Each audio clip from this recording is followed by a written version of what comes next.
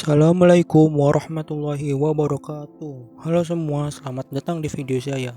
Perkenalkan, nama saya Noval Helmiaji dari Prodi PPKN A 2021 Fakultas Ilmu Sosial Universitas Negeri Jakarta. Di video ini saya akan membuat analisis teoritis teori model PKN oleh Afif Cohen.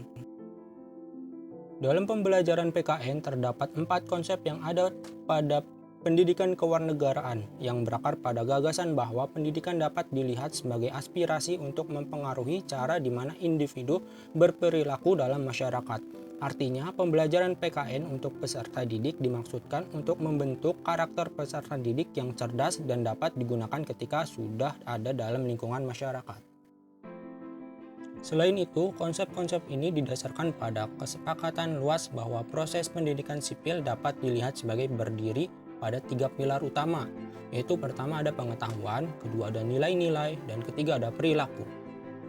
Apa teori model PKN Afif Cohen? Pertama, liberal civic education.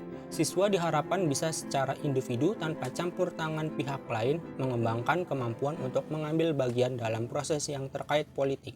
Konsep ini menjelaskan pendidikan kewarganegaraan bahwa masyarakat adalah gabungan dari individu-individu yang dengan adanya pendidikan kewarganegaraan bisa mendapatkan dan menumbuhkan keinginan bahwa individu harus bisa berpartisipasi di ruang publik.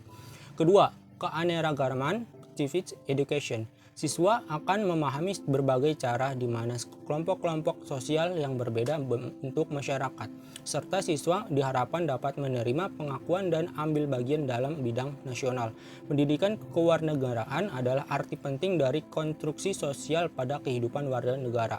Oleh karena itu, tujuan utama dapat dilihat sebagai kebutuhan untuk meningkatkan kesadaran tentang realitas sosial dan khususnya penindasan kelompok sosial yang berbeda oleh pasukan kuat dari masyarakat.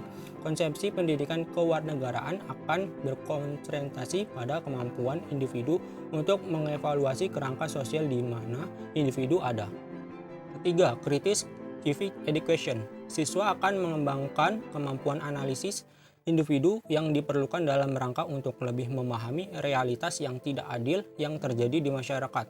Sebagai peserta didik dituntut untuk berpikir kritis, bisa memberikan pendapat dan gagasan mereka sendiri supaya bisa mengembangkan kemampuan bernalar mereka untuk bisa berpendapat ketika sudah masuk dalam lingkungan masyarakat. Terakhir, keempat, republik civic education. Siswa akan memiliki rasa peduli dan solidaritas kepada negaranya. Dalam konsep ini, PKN mengajarkan kepada peserta didik untuk cinta tanah air, peduli pada negaranya, dan menghargai budaya di negara sebagai kekayaan yang dimiliki negaranya tersebut. Saya memilih kelas 3 sebagai tingkatan yang akan dianalisis sesuai teori Afif Cohen.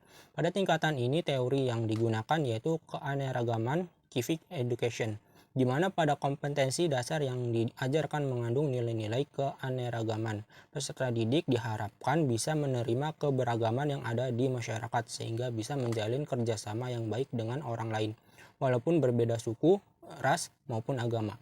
Selain keanekaragaman civic education, pada tingkatan ini juga terdapat teori republik civic education. Kompetensi dasar yang harus diajarkan pada peserta didik adalah mengetahui dan menerima Pancasila dan lambang-lambangnya sebagai falsafah kehidupan dalam bangsa Indonesia, memiliki rasa cinta tanah air dan peduli terhadap bangsanya, bisa menyebutkan kesatuan dalam keberagaman yang ada dan bisa mengartikan lambang negara burung Garuda.